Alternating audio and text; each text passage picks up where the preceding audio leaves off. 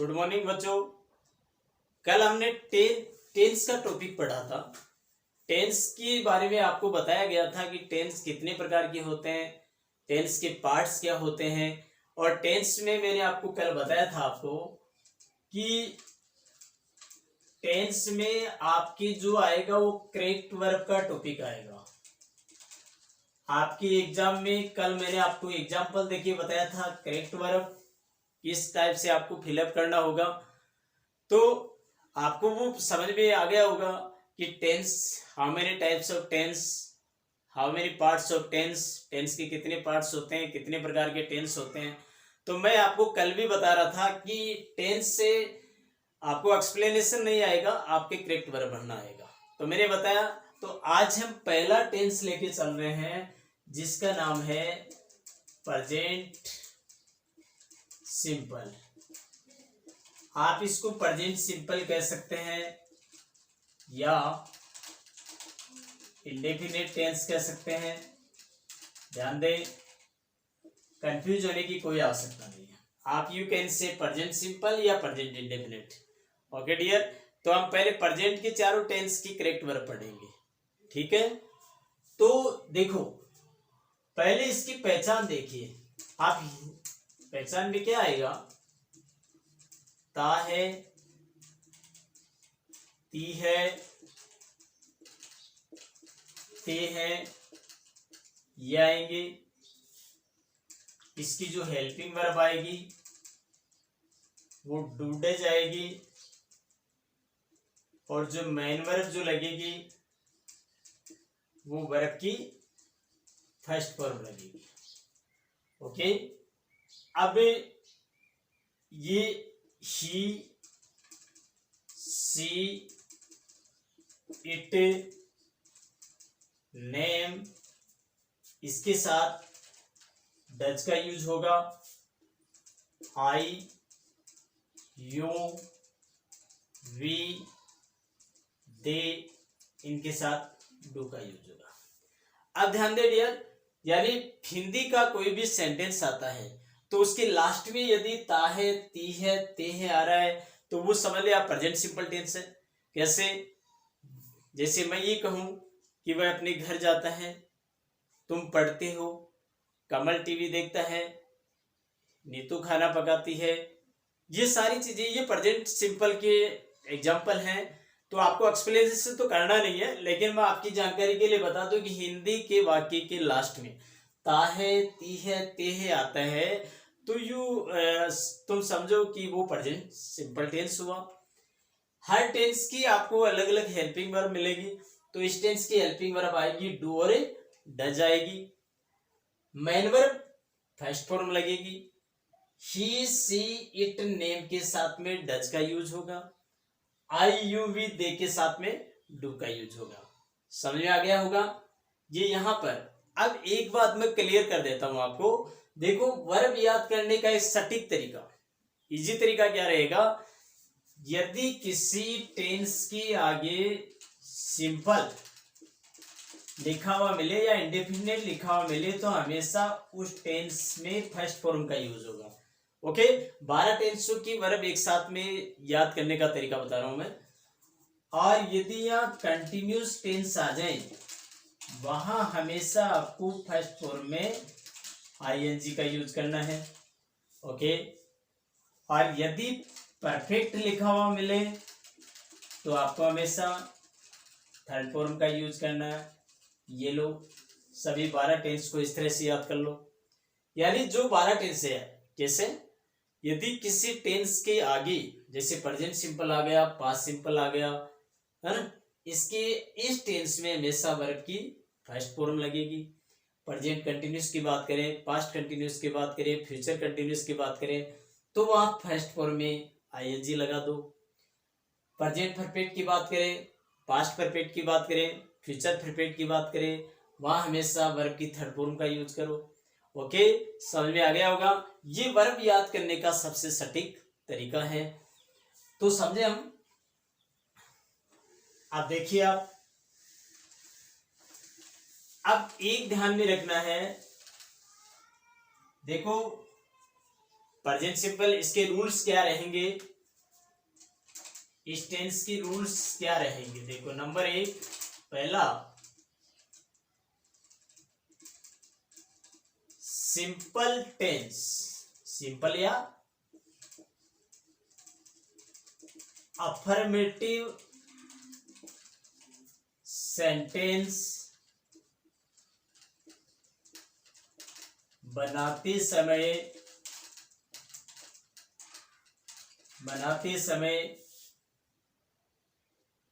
समय helping verb do does का use नहीं किया जाता है।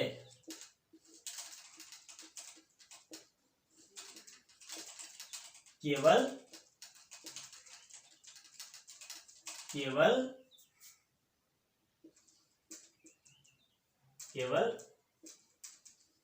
वर्ब की फर्स्ट फॉर्म या फर्स्ट फॉर्म प्लस SIS का यूज होता है। ये पहला रूल हुआ। क्या कह रहा है कि सिंपल या अफर्मेटिव यानी सकारात्मक वाक्य बनाते समय डू डज का यूज आपको नहीं करना है, केवल वर्ब की फर्स्ट फॉर्म या फर्स्ट फॉर्म प्लस SIS का यूज करना है। कब? यदि सिंगुलर सब्जेक्ट है, प्लूरल सब्जेक्ट यदि कर्ता बहुवचन है तब तो आपको फर्स्ट फॉर्म का यूज करना है, और सिंगुलर सब्जेक्ट है, जो सिंगुलर और प्लूरल जो मैं पहले बता चुका हूं, वहां आपको वर्ब की फर्स्ट फॉर्म में SIS लगाना है। ओके। नंबर 2, अन्य सभी प्रकार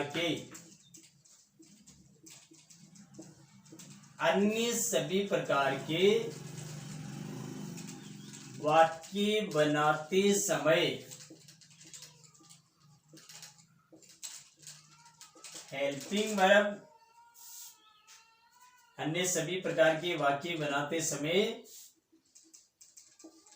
do does plus first form का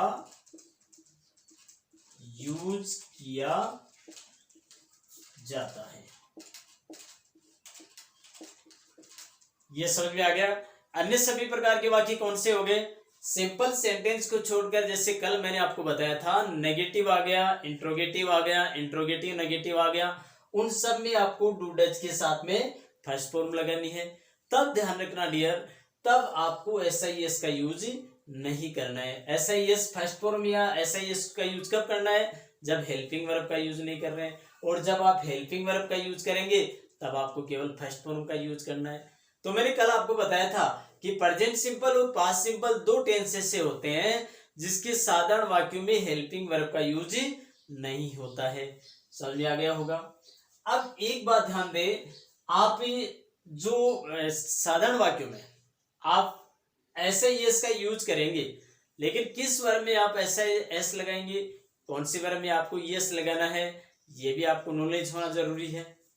तो देखिए, आप क्या लिखेंगे? आप यूज ऑफ एस या यस, ये लिखा हमने। तो इसका रूल्स क्या रहेगा? तो देखो, रूल्स क्या मानेंगे हम इसका।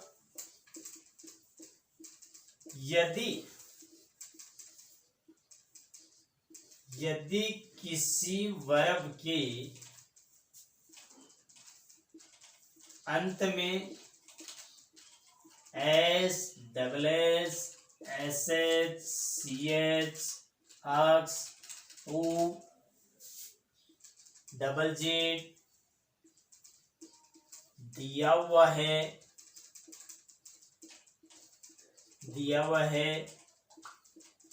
तो यस,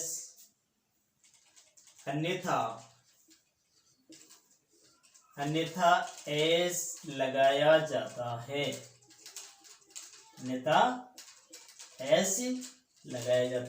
समझ में आ गया? यदि किसी वर्ब फर्स्ट फॉर्म के अंत में, कोई भी वर्ब ऐसी आ जाए जिसके फर्स्ट फॉर्म के अंत में आपको S, SS, SS, CH, X, O, ZZ दिया हुआ है, तो आपको यस लगाना है, अदरवाइज आप S लगाइए। जैसे फॉर एग्जाम्पल जैसे गो वर्ब दी हुई है तो इसमें यस लगेगा, गोज हो गया। ठीक है, जैसे मान लो PUSH पुश यानी धक्का देना, इसमें आपको यस लगाना होगा तो यहाँ पुशेज हो गया। जैसे ये टेक है, टेक के लिए नियम लागू नहीं हो रहा है तो एस लगा दो तो ये टेक्स आ गया। जैसे राइट के लिए नियम लागू नहीं हो रहा है तो एस लगा दो तो ये राइट्स हो गया।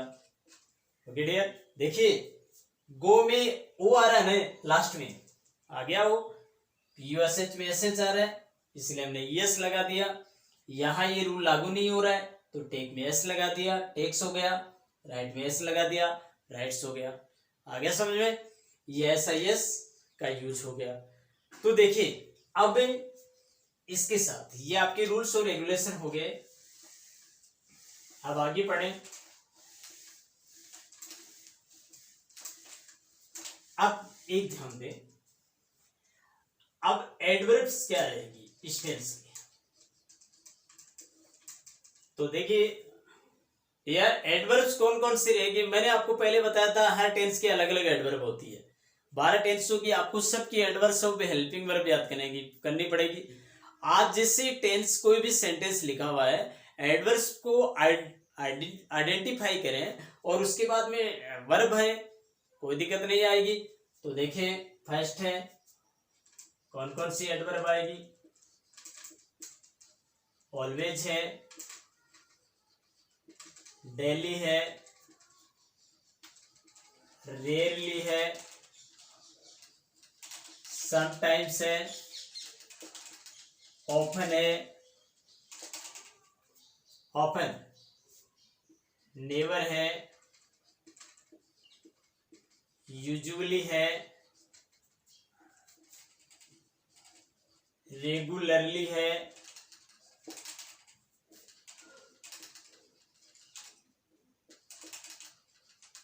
ओकेजनली है,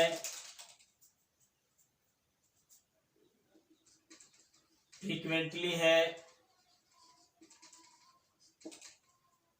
क्या कह रहा है ये कि ऑलवेज है, डेली है, रेयरली है, समटाइम्स है, ऑफन है, नेवर है, यूजुअली है, रेगुलरली है, ओकेजनली है और फ्रीक्वेंटली। ये सारी एडवर्ब्स किसकी है, प्रेजेंट सिंपल की है। नंबर 2, ईच डे,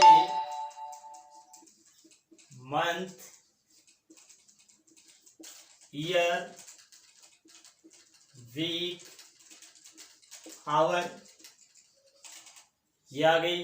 यानी ईच डे, ईच सबके साथ लगेगा, each day, each month, each year, each week, each hour, ये प्रेजेंट सिंपल की एडवर्ब हुई। तीसरी देखें आप, every day, month, year, week, hour, वापिस वही तरीका, every day, every month, every year, सबके साथ आपको एवरी लगाना होगा। नेक्स्ट है ऑन के साथ में संडे, मंडे, ऑन संडे है, ऑन मंडे, ये सारे इसके साथ आएंगे। नेक्स्ट 5 नंबर है इन द मॉर्निंग, इवनिंग, ये सारी एडवर्ब इसके साथ आएगी, समझ गए। फिर 6 नंबर, एट, 5 o'clock, 2 o'clock, ये सारी एडवर्ब इसी में मानी जाएगी। ठीक है, इसके साथ 7 नंबर में हम चलेंगे, वंस या ट्विस, तीसरे डे, मंथ, ये आवर, ये सब इसमें आ जाएंगे। तो ये देखो, ये तो आपको एडवर्ब टेंस में दी हुई मिलेगी, समझ में आ गया। यानी ऑलवेज, ये सारी always, daily, rarely, sometimes, often, never, usually, regularly, occasionally, frequently, ये आपको दिया हुआ मिले, या ईच के साथ में सभी लगेंगे, एवरी के साथ में एवरी डे, मंथ, ईयर सब आ जाएंगे, ऑन के साथ में संडे, मंडे, साप्ताहिक दिनों के नाम आ गए, इन द मॉर्निंग, इवनिंग सब आ जाएंगे, एट 5 o'clock, 2 o'clock सब आ जाएंगे, और इसके बाद में months a day, twice a day, month, year वो आ जाएंगे। ओके, ये आपको लिखा हुआ मिलेगा।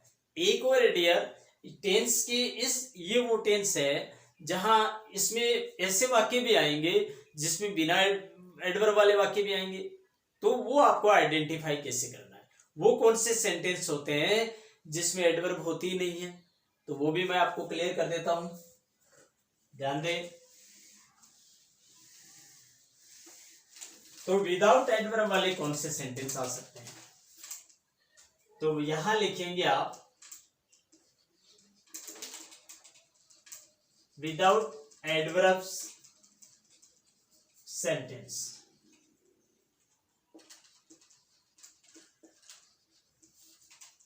बिना एडवर्ब वाले वाक्य कौन से आएंगे जिसमें एडवर्ब होगी नहीं, आप कैसे आइडेंटिफाई करेंगे, तो वो सेंटेंस कौन से होते हैं। फर्स्ट नंबर है यूनिवर्सल ट्रूथ, नंबर 1 सार्वभौमिक सत्य, ठीक है। दूसरा है habitual fact, 3 number historical fact, 4 number prefix time, ठीक है। रिसेंट डेथ आ गया, हैबिचुअल फैक्ट आ गया, हिस्टोरिकल फैक्ट आ गया, और फिर आ गया साइंटिफिक फैक्ट, ओके। फिर हम चलेंगे, साइंटिफिक फैक्ट आ गया, फिर आप देखिए न्यूज़पेपर हेडलाइंस, ठीक है, न्यूज़पेपर की हेडलाइंस आ गई, कमेंट्री आ गई, फिर 8 नंबर में प्रोवर्ब्स आ गई, या आप इसको सेइंग भी कह सकते हैं, जिसका हिंदी नाम होता है कहावतें। ये देखिए डियर, ये बिना एडवर्ब वाले वाक्य आएंगे जो आपको आइडेंटिफाई करने होंगे। मैं इन सब के एग्जाम्पल बताऊंगा आपको, तब आपके लिए और क्लियर हो जाएगी स्थिति। पहले मैं आपको शॉर्ट में बता देता हूं। यूनिवर्सल ट्रूथ का मतलब होता है सार्वभौमिक सत्य, यानी वो चीजें, वो वाक्य, वो स्टेटमेंट, यानी वो चीजें कभी जो परिवर्तित चेंज नहीं की जा सकती, न कभी होगी न कभी हुई है, वो सार्वभौमिक सत्य वाक्य कौन से होंगे, हम एग्जाम्पल के माध्यम से बात करेंगे। हैबिचुअल फैक्ट यानी आदत संबंधी वाक्य, जैसे आदत में आने वाले वाक्य होते हैं कि किसी पर्टिकुलर व्यक्ति की जो आदतें होती है, वो सारे सेंटेंस इसमें आएंगे। हिस्टोरिकल फैक्ट यानी ऐतिहासिक सेंटेंस इसमें आएंगे, जो इतिहास को बताने वाले वाक्य। प्रीफिक्स टाइम का मतलब होता है पहले से जो टाइम टेबल फिक्स होता है, फ्यूचर टाइम जो होता है पहले से फिक्स होता है किसी कार्यक्रम का समय, वो सारे इसी में आएंगे। साइंटिफिक फैक्ट यानी वैज्ञानिक सेंटेंस आएंगे। न्यूज़पेपर हेडलाइंस, जैसे इंग्लिश का जो न्यूज़पेपर आता है उसमें आप पढ़ेंगे जो हेडलाइंस आती है, यानी मोटे मोटे जो अक्षर होते हैं हेडलाइंस बोलते हैं उनको, वो सारे हमेशा प्रेजेंट सिंपल में आते हैं। फिर कमेंट्री, जैसे आप कोई भी खेल गेम हो रहा है, क्रिकेट का हो रहा है या एनी स्पोर्ट्स का हो रहा है, उसकी जो कमेंट्री होती है वो प्रेजेंट सिंपल में होती है। फिर प्रोवर्ब्स या सेइंग है, जो कहावतें होती है, वो इसी टेंस में होती है। तो ये है बिना एडवर्ब वाले जो सेंटेंस आएंगे, ये भी आपको याद रखना है, क्योंकि आपकी बोर्ड की एग्जाम में इनमें से भी कई प्रकार के सेंटेंस कई बार पूछे जाते हैं। तो ये आपको प्रेजेंट सिंपल स्टार्ट हुआ। अब कल हम इस सेंटेंस में आपकी अलग अलग टाइप के वाक्य पढ़ेंगे, सिंपल पढ़ेंगे, नेगेटिव पढ़ेंगे, इंट्रोगेटिव, इंट्रोगेटिव, नेगेटिव, इन सब में करेक्ट वर्ब कैसे भरेंगे। आज आपको क्या करना है, इनकी हेल्पिंग वर्ब और एडवर्ब और बिना एडवर्ब वाले वाक्य आपको याद करने हैं। ये आप अच्छी तरह से याद करते रहें साथ साथ में, और साथ साथ में चलते रहेंगे, साथ साथ याद करोगे तो कंप्लीटली अभी तैयार हो जाएंगे, नहीं एक साथ आप याद नहीं कर पाओगे। ओके डियर, थैंक्स, कल हम दोबारा बात करेंगे।